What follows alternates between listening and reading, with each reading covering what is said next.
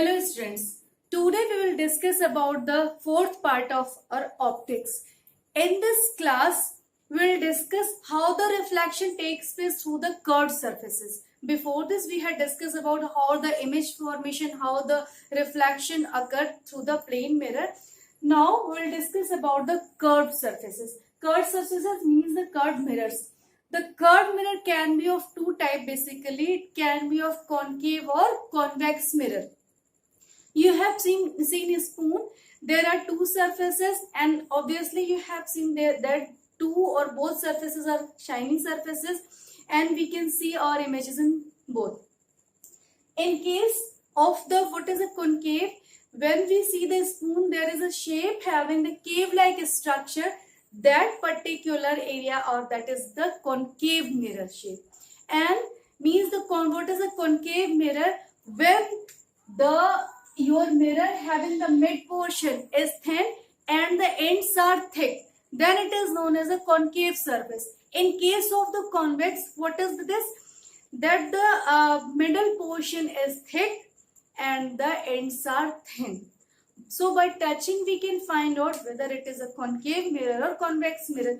And just to keep in mind, we can just give an idea that if there is cave-like structure, then it is concave mirror. Its polish will be on this side, and in case of the convex, the polish will be on this side, so that we can get the shiny surface or reflecting surface here. Means that reflecting surface is bulging out, and here the reflection surfaces form the cave-like structure. So now we are approaching toward how the image formation reflection takes place in these two mirrors. Before discussing that topic, there are some important terms which we must see and which we must clear that what are these terms, because this will make our concept or build up our concept so that we can easily approach how the image formation takes place. Without this, we can't do anything for this in this area. So what are these terms? The first, it is center of curvature, then the radius of curvature, then the pole, then principal of axis, then very important normal, and how the converging and diverging surface is known, then the focus and image formation along with this the focal length. Okay, focal length. So let's deal with all these topics. First, it is the center of curvature. So before discussing this term, we have to keep in mind that these two mirrors are or were the part of a sphere. So how we will draw that sphere? We have to imagine that these are the part of a sphere.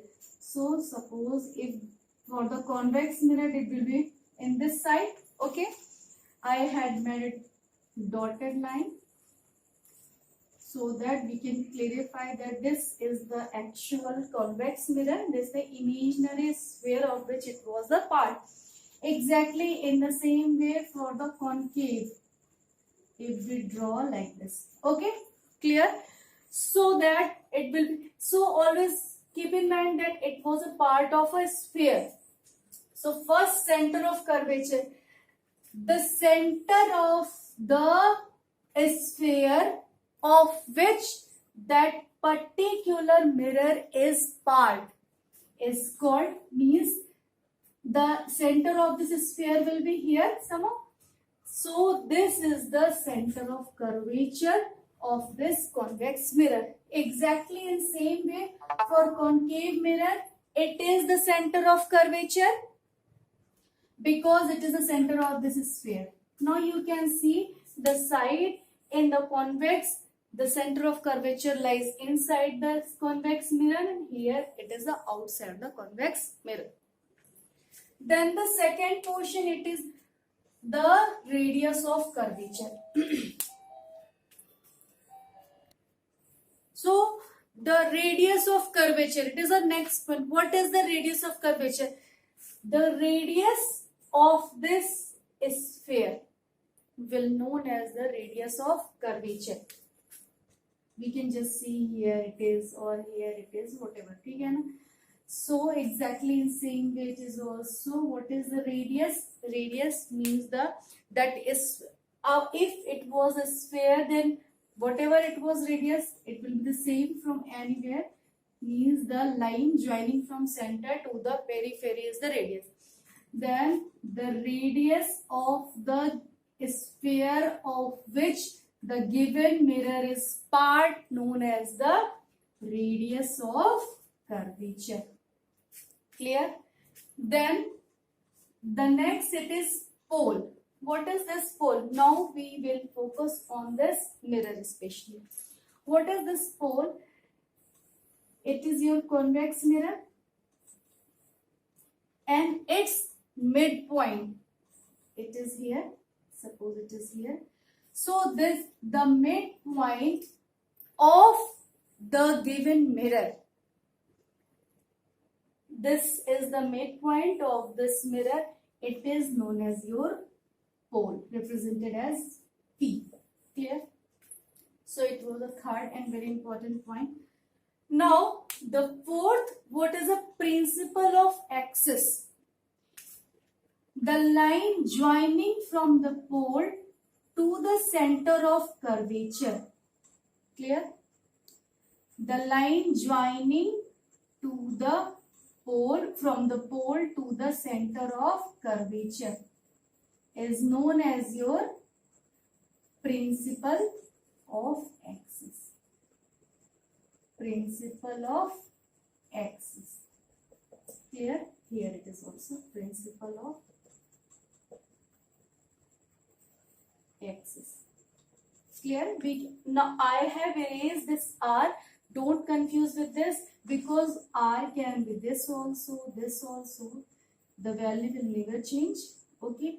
But the principle of axis is always that line from the pole to the center of curvature. Pole is the only point.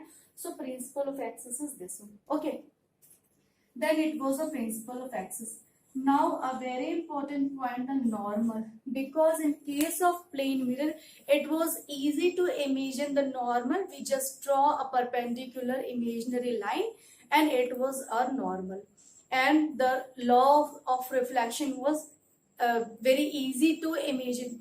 Here the law of reflection doesn't change, but to imagine the normal is little difficult. So make sure what is a normal, so that our image formation ray diagram will not create any burden to us. So what is this normal? Normal is any line joining from the center of curvature to the periphery. Yes. Okay. It is also the imaginary line. Clear? So exactly in same way here, any line joining from the center of curvature to the periphery of that particular mirror is known as your normal. Now the next, first we'll see the converging and diverging mirror. Why? What are these converging and diverging mirrors, and how the focus and focal length we will decide. So in case of the concave mirror, just see this. It is your concave mirror. Okay. It is your principal axis. Sorry. It is your principal axis. Clear? When parallel lights, okay, our incident rays are parallel. When the incident rays are parallel, after reflecting through this concave surface, they meet at a particular point, that point where the image formation takes place. Means all the parallel line converge, actually meet at particular point. So this mirror is, because they are converging the whole parallel lines to a particular point. So this mirror is known as your converging mirror. But in case of, because it converts the parallel light, in case of the concave mirror, here it is like this. Okay, when the parallel light falls on the mirror, what happened after reflection? It will just go like this. You can see in this way. We have to imagine that they will meet here. Okay, because after reflection they will not meet, but we have to imagine sorry, it is like this. Okay,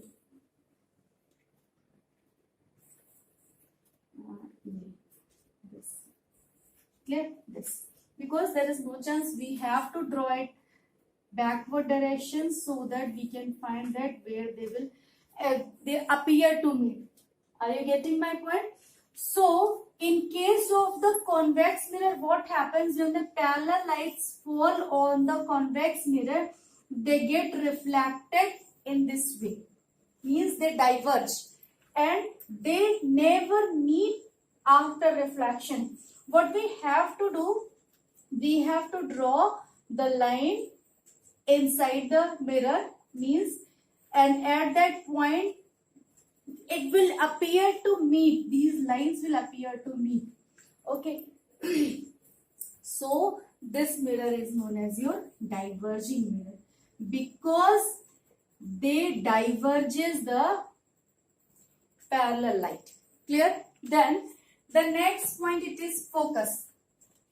In case of the convex mirror, what happened actually? Let me draw a simple two lines so that it will easy to imagine you. It was your convex mirror. It was your principal axis. It was your incident ray, two incident. After reflection, they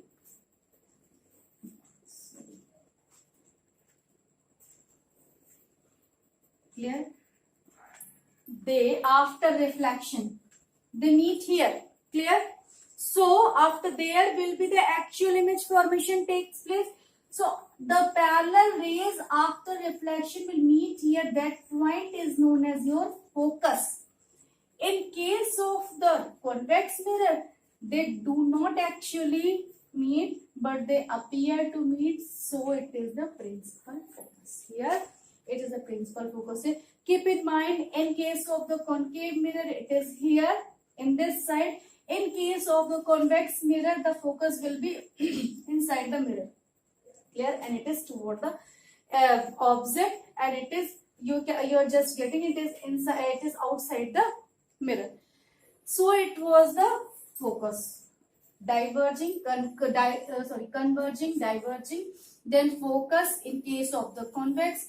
Focus in case of the concave. What is the focus? The parallel light, parallel lines of incident parallel lines appear to meet. In case of convex mirror, that point is known as the focus. And in case of the concave mirror, the parallel incident lights actually meet at particular point or converge at particular point. That point is known as your principal focus in case of the concave. Then the last, it is the focal length. What is this focal length? This line joining from the F to P, means from pole to the focus. That line is known as your focal length. Here it is your focal length. Means the distance from the pole to the focus is known as the focal length. And when we calculate, we will find that F is equal to R by 2. Means it is just the half of the radius of curvature. And then a second thing, image formation. Last thing, how the image formation takes place. In case of the concave mirror, the rays actually after reflection actually meet. When there is actual meeting of reflecting rays, then there will be the real image formation takes place.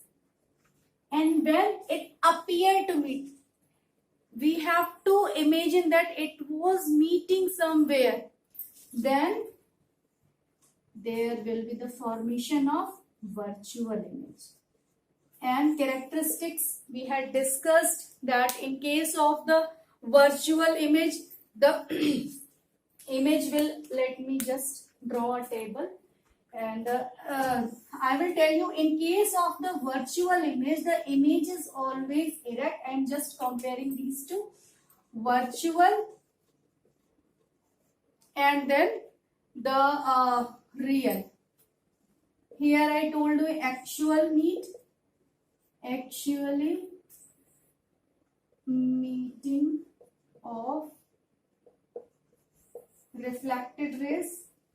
Just see that I am talking about mirror, so I am saying that reflecting rays or reflection. When we will see the lens, we will say that there is a refraction. So in it appear to meet. It is very important term, appear to meet. Clear? First point. Second, it is erect. Here it is always inverted. This is the main basic thing. And we, in case of the real image, we can take it on screen. So we call it real image, and we can't take it on screen. It was just revision, because about virtual real image we had discussed in our optics part 1, 2, 3. Means previously we had discussed about this. It was the main terminologies associated with this. And after this class, we will proceed how the reflection takes place through the curved surfaces. Thank you very much.